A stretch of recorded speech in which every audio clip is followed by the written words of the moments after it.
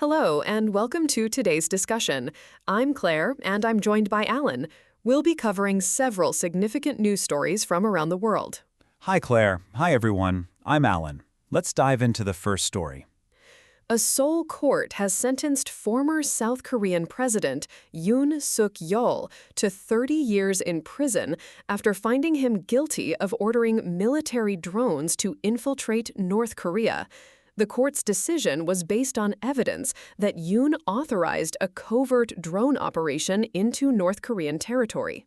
That's a serious sentence. What were the specific charges against him, and how did the prosecution argue their case?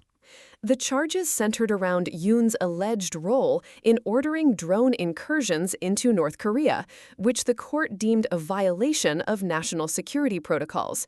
The prosecution presented evidence that Yoon had authorized the operation despite warnings from military advisors about the potential risks and consequences. I see. So the court's decision was based on Yoon's actions while in office and the perceived threat those actions pose to national security.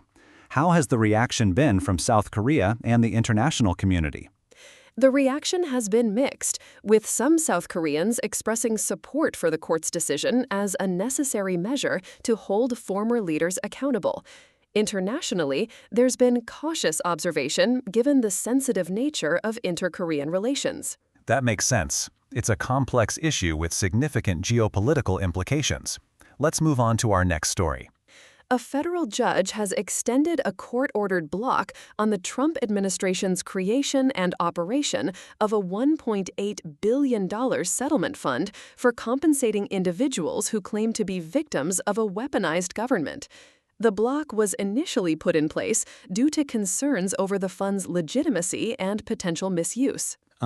What are the main arguments against the settlement fund, and how has the Trump administration responded to the court's decision? The main arguments against the fund center on concerns that it could be used to compensate claims without sufficient evidence or due process. The Trump administration has argued that the fund is necessary to address legitimate grievances and provide relief to affected individuals. So there's a dispute over the fund's purpose and how it should be administered. Has there been any indication of how this might be resolved in the future? The court's decision to extend the block suggests that there are still significant legal hurdles to overcome before the fund can be operationalized. Further legal proceedings will likely be necessary to resolve the outstanding issues. Okay, got it. Let's move on to the next story. Pakistan's Prime Minister Shahbaz Sharif has announced that the U.S. and Iran have reached a final agreement on the text of a peace deal. This development comes after months of diplomatic efforts facilitated by Pakistan. That's significant. What are the key elements of this peace agreement, and how has it been received by the international community? While the exact details of the agreement haven't been fully disclosed, it's been described as a significant step towards reducing tensions between the U.S. and Iran. The international community has generally welcomed the news, with many expressing hope that it will lead to a more stable regional environment. So why is Pakistan involved as a mediator in these talks?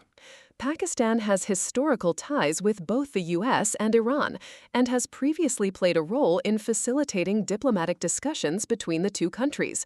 Its involvement is seen as a way to leverage these relationships to help broker a peaceful resolution. That makes sense. Diplomatic efforts like these can be crucial in preventing further escalation. Let's move on to the next story. Chinese authorities have arrested an American scholar, Min Zin, on suspicion of espionage. Min Zin is known for his work on Myanmar and has been involved in various academic and activist circles. Arrests like these can be very concerning. What exactly is Min Zin accused of, and how has the U.S. responded to his detention? According to Chinese authorities, Min Zin is suspected of engaging in espionage activities that endangered Chinese national security. The U.S. has expressed concern over his detention and is reportedly seeking consular access to ensure his safety and well-being. It's not clear what specific actions Min Zin is accused of. Has there been any indication of how this situation might be resolved? The Chinese Foreign Ministry has stated that Min Zin is being held under criminal detention, suggesting that the legal process will continue. Diplomatic efforts between the U.S. and China will likely play a key role. Okay, Let's move on to the final story. The U.S. is reportedly planning to significantly reduce its aircraft and warships available for NATO operations in Europe.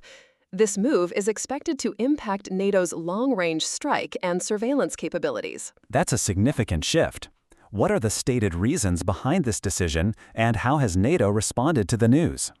The reported cuts are part of a broader reassessment of U.S. military commitments. NATO has acknowledged a historical over-reliance on U.S. forces and is encouraging greater defense contributions from European and Canadian allies. So this could be seen as part of a larger effort to rebalance NATO's military capabilities. Are there any concerns about the potential impact on regional security? Yes, there are concerns that reducing U.S. military assets could create gaps in NATO's capabilities, particularly in areas like long-range strikes and surveillance. However, NATO is also seen as an opportunity to strengthen European defense capacities and promote greater burden sharing among allies. That's a good point. It's a complex issue with multiple factors at play. We've covered several significant stories today, from legal developments in South Korea and the U.S. to diplomatic efforts between the U.S. and Iran and military adjustments within NATO. It's been a pleasure discussing this with you, Alan. Likewise, Claire. These stories highlight the complexity and interconnectedness of global events.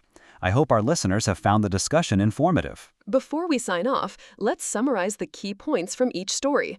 We've discussed the sentencing of former South Korean President Yoon Suk-yeol, the legal challenges to the Trump administration's settlement fund, the U.S.-Iran peace agreement facilitated by Pakistan, the arrest of U.S. scholar Min Zin in China, and the planned reduction of U.S. military assets for NATO operations. That's right.